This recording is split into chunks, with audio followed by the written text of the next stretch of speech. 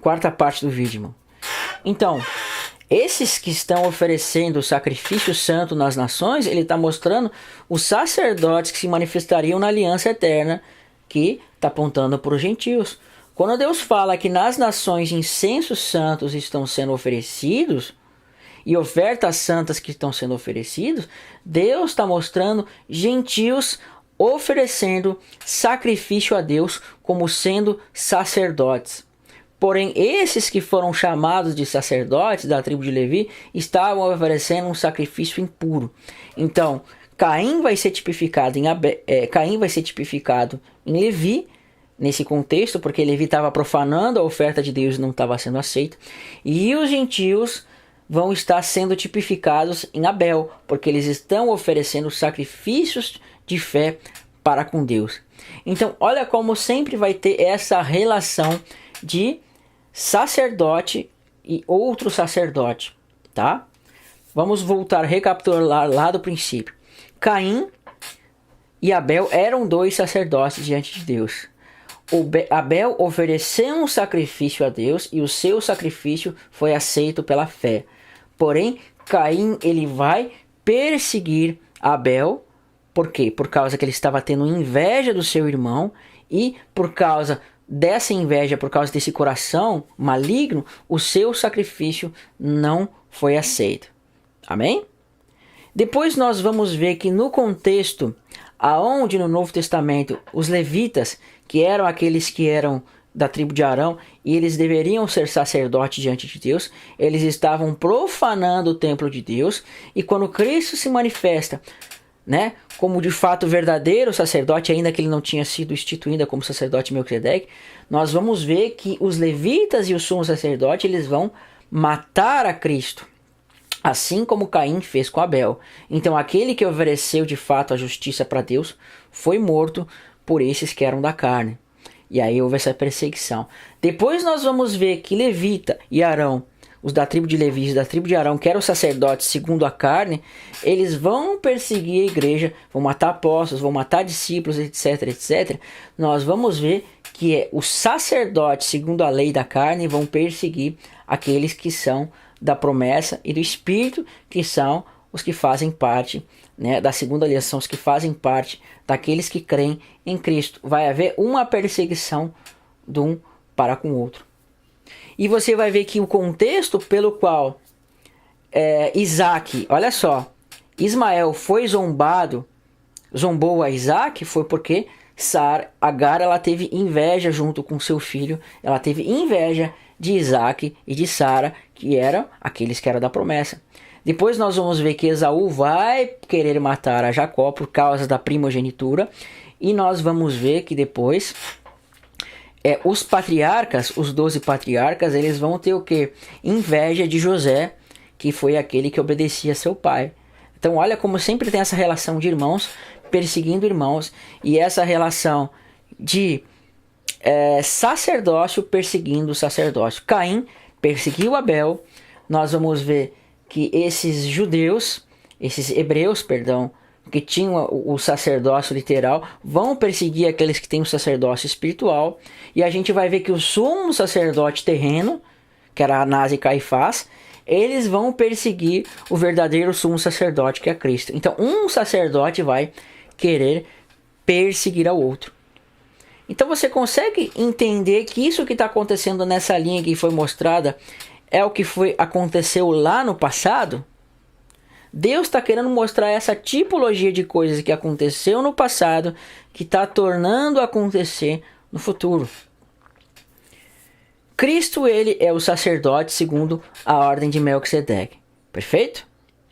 E a gente vai ver que o diabo tem essa relação sacerdotal. Mas o diabo ele vai ser tipificado nessa relação sacerdotal que profanou a oferta de Deus. Ele vai ser tipificado em Caim, vai ser tipificado, né, na ordem de Arão e vai ser tipificado naqueles que perseguiram a Cristo. Por quê? Porque aquilo que aconteceu no passado aconteceu no futuro também, né? Aconteceu no futuro também. Deus ele estava tipificando que esse sacerdote que profanou a sua oferta, né, perseguiria aquele que oferecia uma oferta agradável diante de Deus. Então é o sacerdócio que era ministrado por esse anjo, esse querubim, ele vai perseguir o sacerdócio segundo a ordem de Melquisedeque, tá? É essa a relação de coisas. Agora você tem que pensar no seguinte, irmãos. Nós sempre vamos ver o quê? Um irmão perseguindo ao outro. Olha a relação dessas coisas. Também não entendam mal minhas palavras. Essa relação de um irmão tendo inveja do outro e querendo tirar aquilo que foi entregue para esse irmão. Veja o seguinte. Você vê que o primogênito ou melhor, que aquele que foi escolhido por Deus era Isaac. Tá? Só que Ismael, ele vai o quê? Querer usurpar essa primogenitura de Isaac, zombando dele e tudo mais. Por isso que Deus vai enviar Ismael e Agar para o deserto.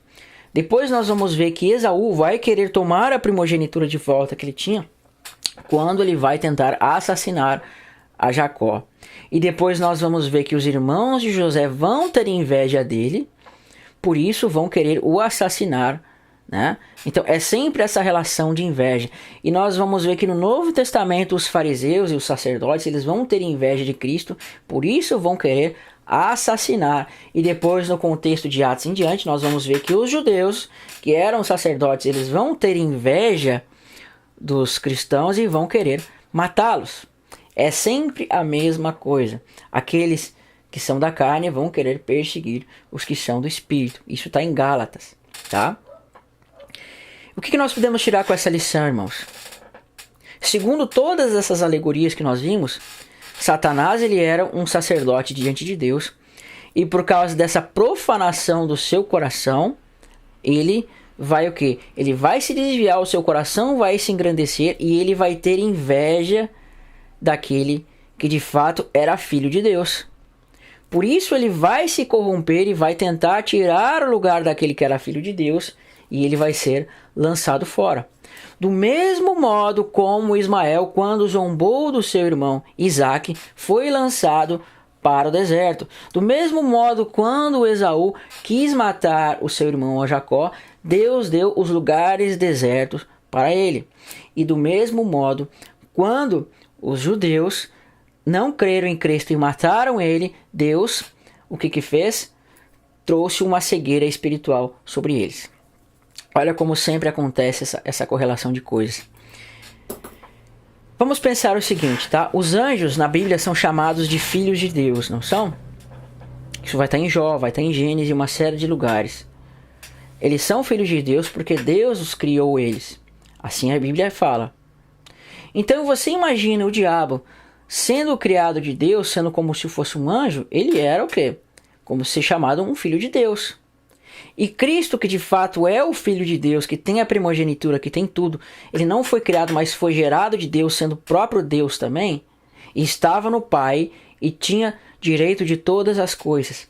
E Satanás, nessa tipologia de Filho de Deus também, ele vai ter inveja, assim como esses homens tiverem invejas dos seus irmãos. Não estou querendo dizer com isso que o diabo é irmão de Cristo, não é isso.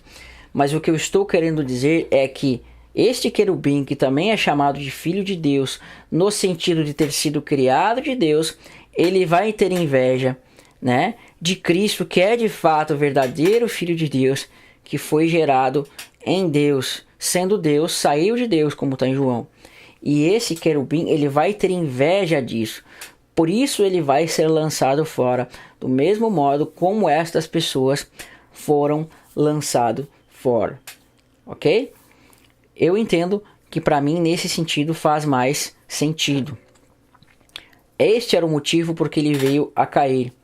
Porque ele tendo esse sacerdócio, ele profanou o seu sacerdócio, querendo ter poder, querendo ter esse poder que não era dele. Ele acabou se elevando o seu coração, querendo ser semelhante ao Altíssimo, mas por causa disso ele foi o que? Lançado fora, como Esaú, como Ismael, como Cam, etc, etc, etc. E esta correlação de coisas vai se dar nos últimos dias. Cristo ele vai tomar posse da sua herança, Só que Satanás ele está usurpando essa herança que Deus deu para Cristo. Tá? Mas aí seria um estudo sobre milênio, uma coisa mais futura. Este é o meu pensamento que eu tenho dessa questão da queda de Satanás. Tá? O vídeo já está acho que aí uns 45 minutos, 1 hora. Vou finalizar ele por aqui. No terceiro vídeo nós vamos estudar sobre esse tema. Nós vamos ver o que significa de fato esse comércio e por que alguns pontos Deus vai tratar da questão de um homem e alguns pontos ele vai trazer elementos que não podem se cumprir em homem, tá? Isso a gente vai ver no próximo estudo aí. Se você entendeu o estudo, se você gostou do estudo, compartilha ele com outras pessoas, tá bom? Que Deus abençoe os irmãos e fiquem na paz de Cristo.